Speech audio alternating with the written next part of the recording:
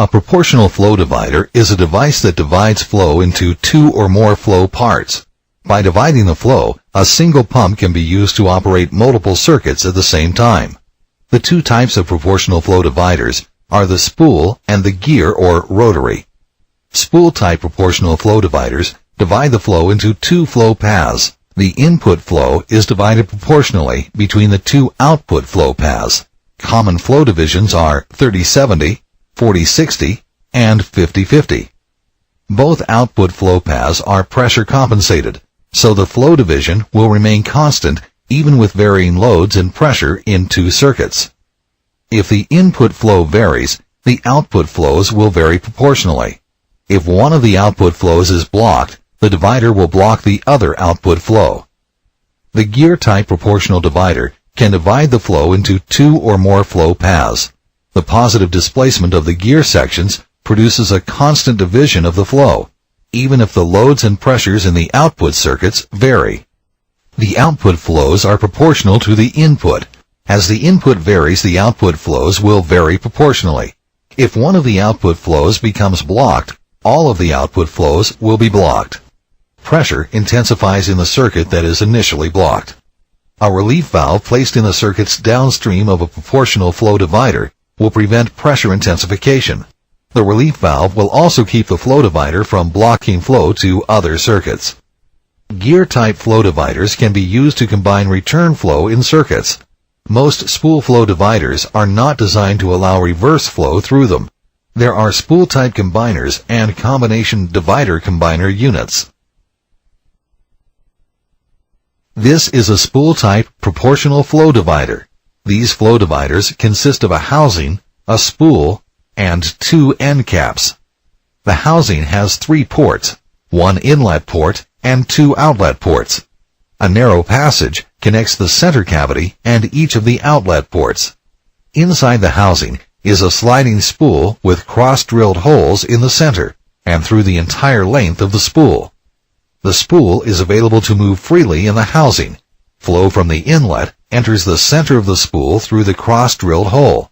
The flow divides and flows to both ends of the spool. Fluid flows out both ends of the spool, around the ends of the spool, and out the narrow passages to the outlet ports. If pressure at outlet 2 increases, the spool will shift to the left. The spool moves slightly in response to differences in pressure between the two outlets, resulting in pressure compensation for both outlet ports. This is accompanied by the opening to outlet 1 being partially closed, while the opening to outlet 2 is opened slightly more. The flow to both outlets remains constant. If pressure at outlet 1 increases, the spool will shift slightly to the right, opening the passage to port 1 and slightly closing the opening to outlet port 2. The major components of this gear flow divider are the end covers, gear sections, section dividers, and tie rods. Flow enters one end cover and flows through a passage to each of the gear sections. Fluid pushes against the gear teeth, causing them to rotate in opposite directions. The fluid between the gear teeth and the housing is carried around to the opposite side of the gear section. As the teeth mesh, the fluid is pushed out of each outlet port. The gear sections are connected by a common shaft, which causes all of the sections to rotate at the same speed. The inlet flow is divided proportionally between each section. A bypass flow control used as a flow divider is called a priority flow divider. The outlet ports will typically be labeled CF for controlled flow and EF for excess flow. A priority flow divider is often integral to the port cover of the hydraulic pump. When flow to a circuit is critical, a priority flow divider is used to help assure that the needed flow is available. Common applications are systems with steering or braking circuits. The priority or controlled flow port is pressure compensated, but the excess flow port is not. All input flow first goes to meet the required flow of the controlled flow circuit. Flow will remain constant through the controlled flow port as long as it is at least equal to or more than the controlled flow setting. Any extra flow will exit the excess flow port and can be used in another circuit. If the excess port is blocked, the flow will remain constant through the controlled flow port. If the controlled flow port is blocked, all flow will go through the excess flow port. This is a pressure-compensated bypass flow control. Bypass flow controls are often used for priority flow dividing applications. The primary components of this pressure-compensated flow control are the housing, the main spool with a metering orifice, the spool biasing spring, and a relief valve. The metering orifice controls the amount of flow to the priority circuit. The biasing spring holds the spool to the left, blocking the flow path to the excess flow port. Fluid entering the inlet is metered through the orifice where it flows to the controlled flow port. Excess flow trying to pass through the orifice causes the pressure drop to increase.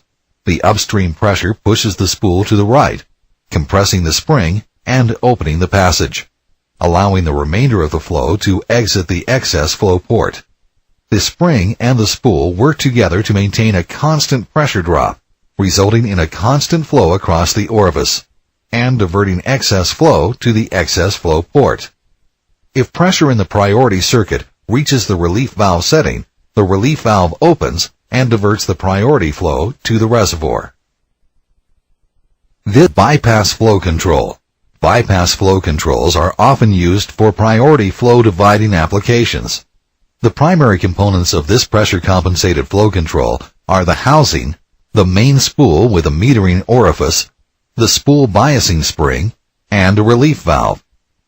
The metering orifice controls the amount of flow to the priority circuit. The biasing spring holds the spool to the left, blocking the flow path to the excess flow port. Fluid entering the inlet is metered through the orifice where it flows to the controlled flow port.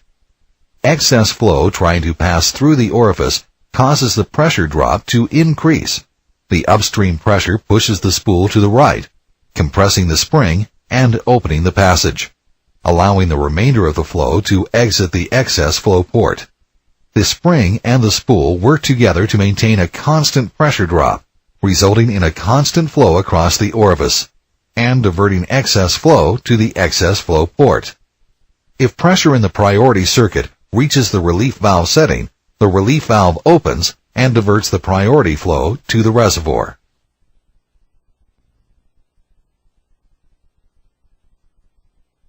Power steering units are used to assist in the steering of many types of mobile equipment. The power steering unit is a fixed displacement rotary metering valve which is activated when the steering wheel is turned. Most power steering units are gerotor or geroller design. Please refer to the motor section of this training for a better understanding of these designs. Without rotation of the steering wheel, the centering spring holds position of the spool and sleeve, and the fluid flow is allowed to pass through the pressure port to the spool and sleeve and to the tank port of the steering unit. Rotation of the steering wheel counterclockwise rotates the spool in the sleeve against the force of the centering spring, allowing fluid to pass through the rotating spool sleeve valve. Flow is metered through the gerotor section of the steering unit, equal to the displacement of the gerotor and the rotational speed of the steering wheel.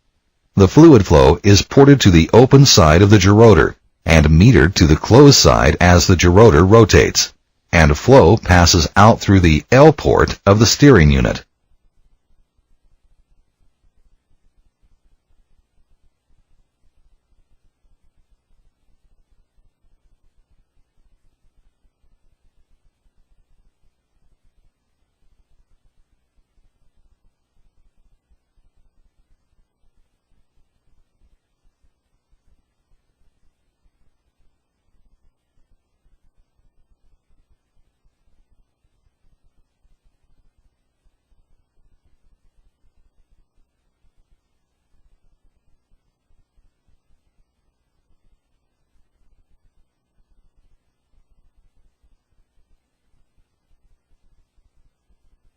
The relief valve is passed through the P port to the T port of the unit and flows to the reservoir. Fluid flow is routed to the steering cylinder and turns the wheels. Fluid flow is routed to the steering cylinder and turns the wheels to the left. Rotation of the steering wheel clockwise reverses the flow path through the unit.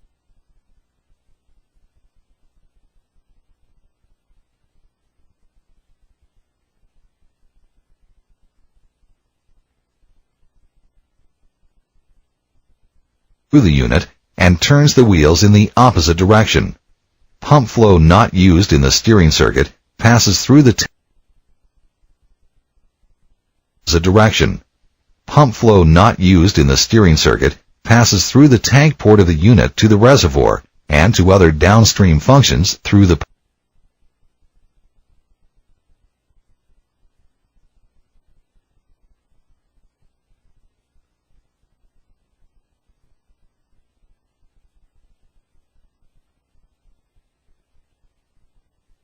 functions through the power beyond port of the unit if provisions are made for this option.